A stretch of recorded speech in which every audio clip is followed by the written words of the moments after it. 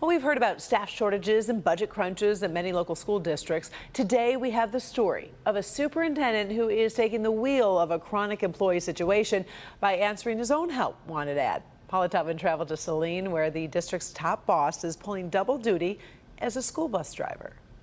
Here's the long and short of it. Saline area schools, at this very moment, they're on a rotating closure system for their bus routes. That means one week, one route is closed, another week, another route is closed, because they simply don't have enough bus drivers. And that is why the superintendent literally got behind the wheel of the problem. Take a look under the hood.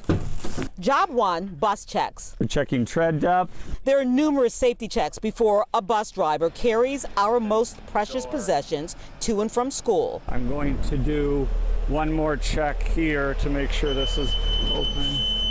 For 3 years, Dr. Steve Lotch has been the superintendent of Saline area schools, a district of just under 5,000 students. This year, he put on a new hat. Make that jacket.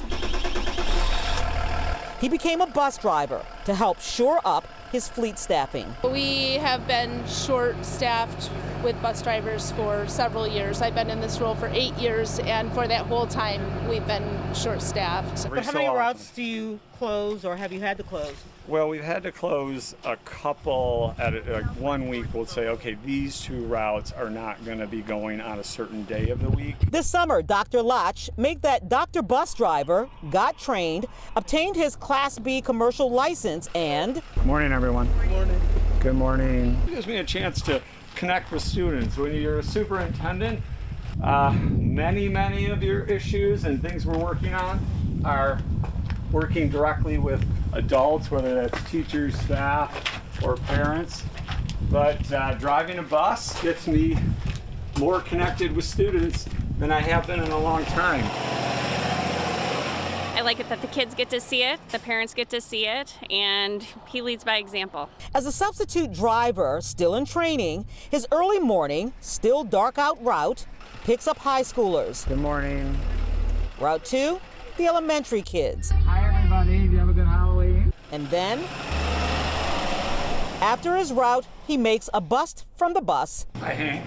Quick wardrobe change, and completes his double duty. We are meeting with the Board of Education president, getting organized, building visits at 1 o'clock, and then 2 o'clock I'll be back doing the pre-check for the afternoon run. Go to any school district. The names are interchangeable. They need bus drivers. Whether or not you're 4'11" retiree or perhaps a firefighter, driver engineer who works 24s, and you can actually spare mornings or afternoons, or you're a golfer who's all golfed out. Many of these districts have increased pay. They also include bonuses. And the bottom line is, if it takes a village to raise a child, it certainly takes nearly an army to transport them to school and keep those wheels of education moving. Paula Tubman, Local 4. Wow, what an impressive superintendent. Thank you, Paula. Many school districts, by the way, are facing the same problem, with some having to cancel and sometimes suspend bus routes.